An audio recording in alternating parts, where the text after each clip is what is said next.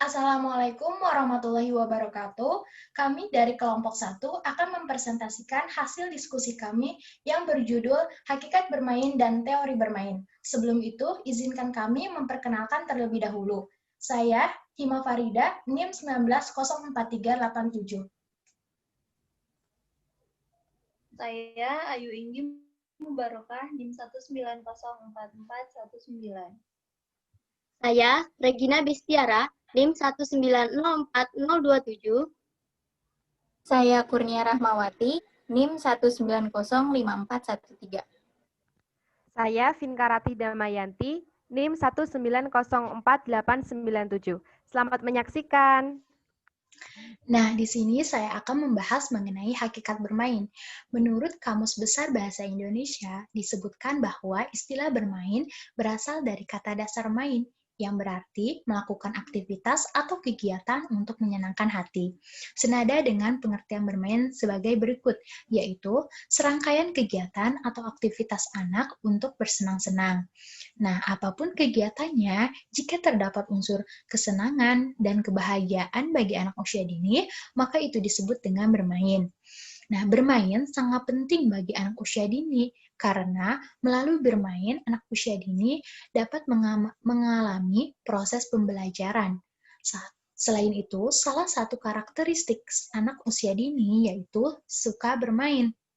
Artinya, bermain memang sudah menjadi kebutuhan alamiah anak usia dini yang harus dipenuhi. Apabila tidak dipenuhi, maka akan dapat mengganggu proses perkembangan anak usia dini. Nah, selanjutnya, ada pengertian bermain menurut para pakar pendidikan anak. Yang pertama, menurut Piaget. Menurut Piaget, bermain adalah kegiatan yang berulang-ulang dan menimbulkan kesenangan serta kepuasan jiwa diri bagi seseorang. Nah, sedangkan menurut Pattern, bermain adalah suatu kegiatan sebagai sarana untuk bersosialisasi dan memberikan kesempatan anak untuk bereksplorasi, menemukan, mengekspresikan perasaan, berkreasi, dan belajar secara menyenangkan. Sedangkan yang terakhir, menurut Buchler dan Dengezer, bermain adalah suatu kebutuhan yang menimbulkan kenikmatan. Nah, dari beberapa pendapat di atas, dapat kita simpulkan bahwa bermain adalah suatu upaya kegiatan yang dilakukan untuk mendapatkan kesenangan dan kepuasan jiwa dari setiap aktivitas yang dilakukannya, baik itu menggunakan alat permainan maupun tidak. Namun, hal yang terpenting adalah ketika bermain, anak merasa gembira dengan permainan yang dilakukannya. Nah, untuk anak usia dini, bentuk dan alat permainan harus memiliki nilai-nilai edukatif dalam rangka sebagai sarana untuk mengembangkan potensi anak-anak. Nah, untuk orang tua dan para pendidik anak usia dini, tidak boleh mengesampingkan kegiatan yang satu ini. Sebisa mungkin dalam kegiatan belajar, bermain dijadikan sebagai media untuk mengembangkan potensi yang dimiliki oleh anak usia dini. Nah, selanjutnya akan dibahas tujuan-tujuan bermain yang akan disampaikan oleh Saudari Ayu Inggi Mubarokah. Nah, selanjutnya saya akan membahas mengenai tujuan bermain. Tujuan bermain ini diklasifikasikan dalam beberapa bentuk. Yang pertama yaitu untuk eksplorasi anak, yang kedua untuk eksperimen anak, yang ketiga untuk imitation anak, dan yang keempat untuk adaptasi anak. Nah, yang pertama yaitu untuk eksplorasi anak. Eksplorasi berarti mengeluarkan. Maksudnya yaitu mengeluarkan atau mencurahkan segala kemampuan yang dimiliki. Jiwa anak yaitu suka berpetualang. Anak suka melakukan hal-hal baru yang diinginkan dan dirasa menarik bagi dirinya. Karakteristik anak yang memiliki rasa ingin tahu cukup kuat akan cenderung bereksplorasi untuk mencurahkan segala kreativitasnya. Nah, dalam konteks ini, bermain merupakan salah satu wahana yang dapat dijadikan sebagai tempat untuk bereksplorasi, sehingga rasa ingin tahu anak dapat terpenuhi sesuai dengan yang diinginkan. Nah, sebagai salah satu contoh, misalkan ada seorang anak yang diberikan alat permainan edukatif oleh orang tuanya yang warna-warni dan menarik. Nah, dengan APE ini, anak akan memainkannya dan mengotak-atiknya sesuai dengan yang diinginkan. atau sesuai dengan imajinasinya. Nah, proses inilah yang disebut dengan bereksplorasi. Arti kata lain yaitu anak dapat mencurahkan segala keinginan dan kemampuannya melalui kegiatan bermain. Yang kedua yaitu untuk eksperimen anak. Eksperimen secara etimologi berarti uji coba. Selain itu, secara terminologi, eksperimen berarti melakukan serangkaian percobaan-percobaan demi menghasilkan sesuatu yang diharapkan. Bermain sebagai eksperimen anak memiliki makna bahwa melalui bermain, anak mampu melakukan uji coba demi menghasilkan informasi, pengetahuan, atau pengalaman baru. Hal ini dikarenakan rasa ingin tahu anak yang sangat tinggi, sehingga anak akan melampiaskannya melalui bentuk-bentuk permainan yang dimainkannya. Misalkan, seorang anak yang diberikan mainan, lalu anak itu akan mengambilnya dan memasukkannya ke dalam mulut, lalu dijatuhkan. Setelah itu diambil kembali, lalu dimasukkan ke dalam mulut, digoyang-goyang, lalu dijatuhkan. Nah, dari peristiwa itu, anak sedang melakukan eksperimen untuk mengetahui rasa, bunyi, dan bentuk benda. Nah, berarti tujuan bermain bagi anak usia dini yaitu sebagai sarana untuk eksperimen. Yang ketiga yaitu untuk imitation anak. Imitasi dimaksudkan sebagai bentuk tiruan anak-anak. Dengan kata lain, bermain merupakan suatu bentuk peniruan anak-anak terhadap permainan yang dimainkannya. Biasanya, anak cenderung menirukan tokoh-tokoh kartun ataupun superhero kesayangannya. Selain itu juga, anak biasanya menirukan profesi orang dewasa seperti dokter, guru, insinyur, pedagang, dan lain sebagainya. Dengan kegiatan bermain, anak bebas berekspresi untuk menirukan berbagai hal yang ada dalam imajinasinya. Selanjutnya yang terakhir yaitu untuk adaptasi anak. Tujuan lain dari kegiatan bermain yaitu untuk adaptasi anak-anak dengan lingkungan sekitar. Adaptasi bermakna mampu menyesuaikan diri dengan lingkungan. Maksudnya, ketika anak-anak bermain dengan teman-teman sebayanya, secara otomatis akan melatih anak bersosialisasi dan berinteraksi dengan lingkungannya. Dalam hal ini, anak akan berusaha untuk beradaptasi dengan teman-temannya demi menciptakan suasana keakraban dan kegembiraan.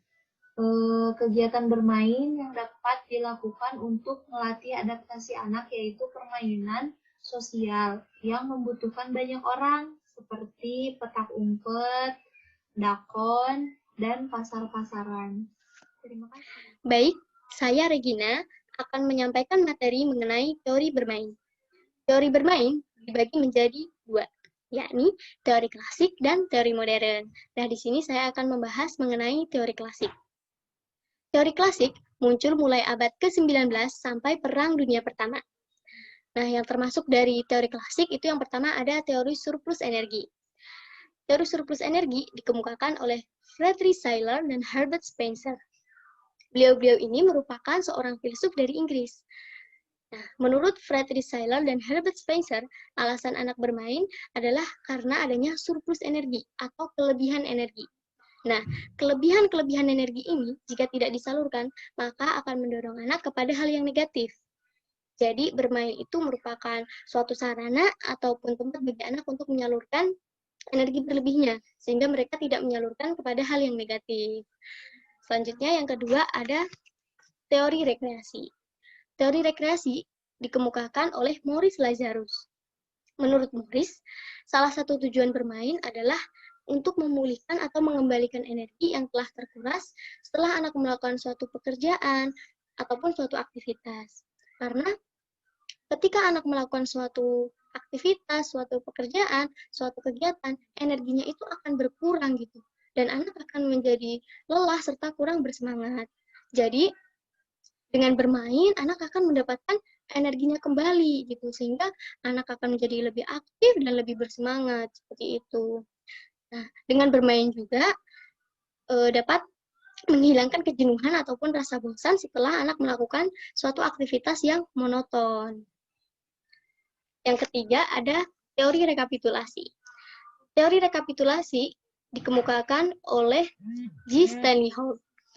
Menurut G. Stanley Hall, anak itu merupakan mata rantai evolusi dari binatang hingga menjadi manusia. Dan permainan merupakan ulangan kehidupan nenek-nenek moyang kita terdahulu. Jadi bermain merupakan suatu pengulangan mengenai apa yang pernah dilakukan oleh nenek-nenek moyang kita terdahulu, seperti bermain air, bermain tanah, dan lain sebagainya. Nah, yang terakhir ada teori praktis atau insting. Teori ini dikemukakan oleh Carl Gross. Menurut Carl Gross, bermain merupakan upaya untuk memperkuat insting yang dibutuhkan anak untuk menghadapi kehidupan di masa yang akan datang. Dengan bermain, fungsi organ tubuh akan berkembang dengan cukup baik, sehingga dapat membantu anak untuk mengembangkan keterampilan-keterampilan yang dapat bermanfaat untuk kehidupan anak di masa ketika ia dewasa. Jadi bermain itu merupakan suatu upaya untuk memperkuat insting agar berfungsi dengan baik. Ya, selanjutnya kita memasuki teori bermain, yaitu teori modern.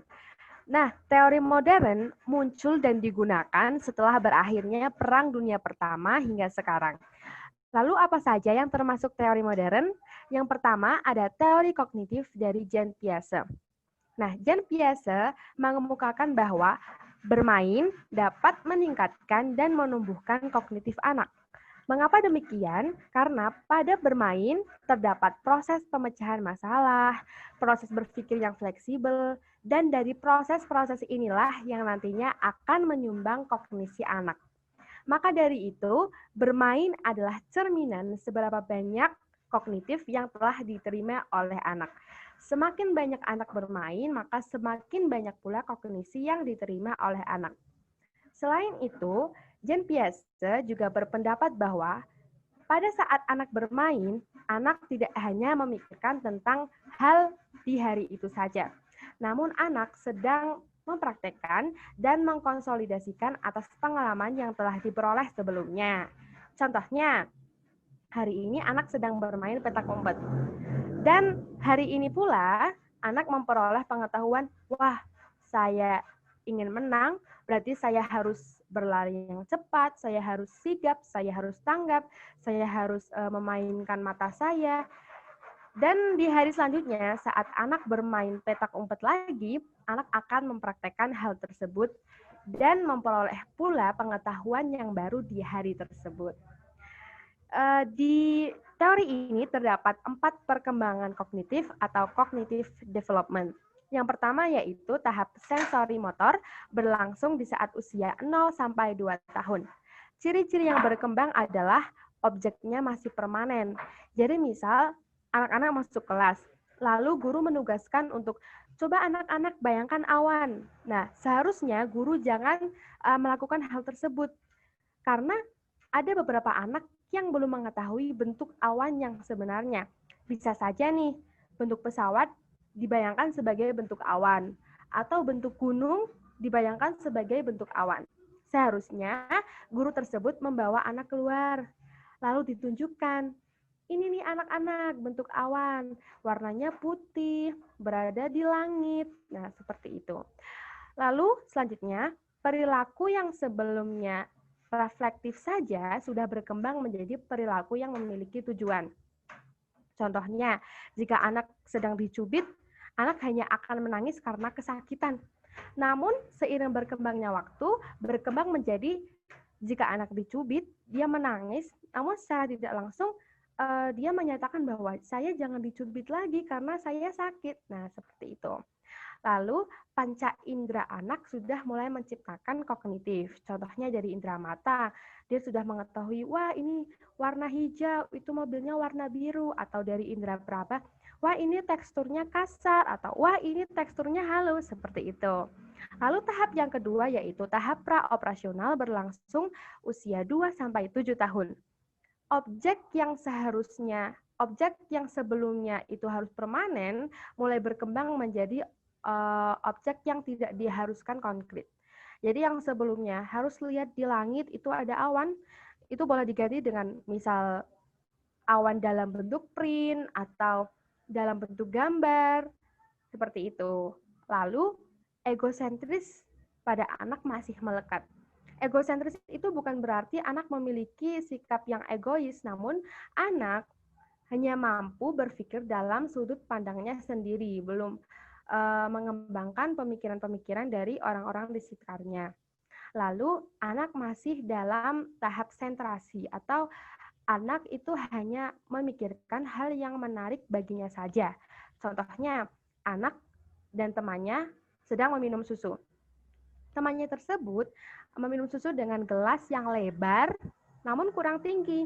Dan anak meminum dengan gelas yang tinggi namun kurang lebar. Nah, anak hanya akan berpikiran, wah ini gelas saya tinggi berarti susu saya yang lebih banyak. Nah, seperti itu. Lalu tahap yang ketiga ada tahap operasional konkret berlangsung usia 7-11 tahun. Nah, dari tahap ini anak sudah mulai berpikir secara logis dan menerima kelogisan. Lalu ciri-ciri selanjutnya, yang sebelumnya anak berpikir secara sentrasi sudah berkembang menjadi desentrasi. Seperti yang saya contohkan tadi perihal susu. Maka anak sudah akan mulai berpikir bahwa, wah ini gelas teman saya pendek tapi lebar, apakah jumlah susunya sama? Nah, dan egosentris yang sebelumnya melekat sudah mulai perlahan hilang. Sudah mulai mau memikirkan dengan sudut pandang orang-orang di sekitarnya. Lalu tahap yang terakhir yaitu operasional formal, berlangsung usia 11 sampai dengan dewasa bahkan tua. Ciri-cirinya adalah terbiasa dengan pemikiran atau simbolis. Jadi sudah tidak diharuskan lagi ditunjukkan itu awan, lalu ini awan ya, gambar awan di papan tulis. Tapi jika anak sudah ditugaskan, coba bayangkan awan, maka anak sudah mulai bisa. Sudah bisa ya, bukan lagi mulai. Lalu jika anak disajikan pemecahan masalah atau sedang dalam proses problem solving, dalam penyelesaiannya anak itu sudah melalui eksperimentasi sistematis. Jadi dalam memecahkan masalah, anak itu sudah mulai terencana, terurut, dilakukannya juga dengan tekun. Baik, saya Kurnia. Teori modern selanjutnya yaitu teori kognitif sosial Vygotsky. Teori ini dikenal dengan istilah kognitif sosial, yaitu pengetahuan anak dipengaruhi oleh hubungan sosial anak. Maksudnya adalah perkembangan bukan hanya dipengaruhi ketika anak memainkan mainannya, akan tetapi juga dipengaruhi oleh hubungan anak dengan teman sebayanya atau orang dewasa. Vygotsky juga masih berkeyakinan bahwa bermain juga berperan penting pada kognitif anak. Karena apa? Dikarenakan pada saat bermain, secara tidak langsung anak telah melakukan interaksi dengan yang lainnya. Nah, interaksi inilah menurut Vygotsky merupakan sebuah proses untuk mendapatkan pengetahuan yang baru. Kemudian, Vygotsky menggunakan istilah Zone of Proximal Development atau ZPD dalam eksperimennya. Apa sih ZPD itu? ZPD merupakan kemampuan yang sudah dikuasai anak secara matang hingga kemampuan yang baru muncul dan perlu dibantu oleh orang dewasa. Kemudian, proses orang dewasa membantu anak dalam membangun pengetahuan serta pemahaman ini disebut dengan scaffolding atau pijakan. Lalu, langkah-langkah apa saja yang dapat dilakukan oleh orang tua maupun pendidikan dalam memaksimalkan kegiatan bermain anak untuk membangun kognitif melalui ZPD? Langkah yang pertama adalah menciptakan lingkungan yang nyaman bagi anak. Dengan itu, anak akan mudah memahami atau mudah menyerap apa yang sedang dipelajari atau yang sedang dilakukan. Langkah yang kedua, menjadi contoh anak dalam berperilaku. Sudah seharusnya kita sebagai orang tua ataupun pendidik memberikan contoh perilaku yang baik kepada anak.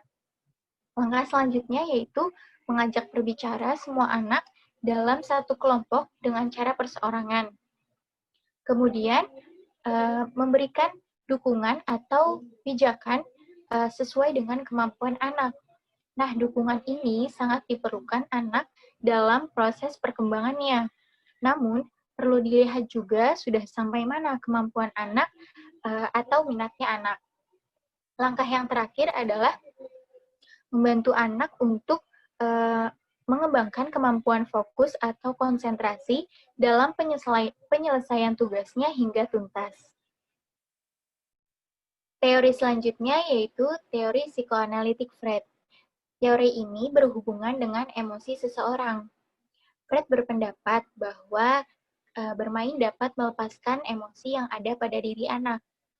Ketika anak merasa tertekan, bosan, ataupun emosinya sedang kacau, bermain inilah dapat dijadikan solusi yang tepat atau sebagai penawarnya. Kemudian bermain juga dapat menyalurkan ekspresi anak dengan bebas dan tanpa rasa tekanan. Perlu diingat juga bahwa bermain merupakan hak anak yang wajib dipenuhi. Selanjutnya, teori modern yang keempat, yaitu teori otak triun. Diungkapkan oleh Dr. Paul MacLean. Nah, Dr. Paul MacLean ini berpendapat bahwa pada manusia, bahkan anak-anak, terdapat 3 bagian otak.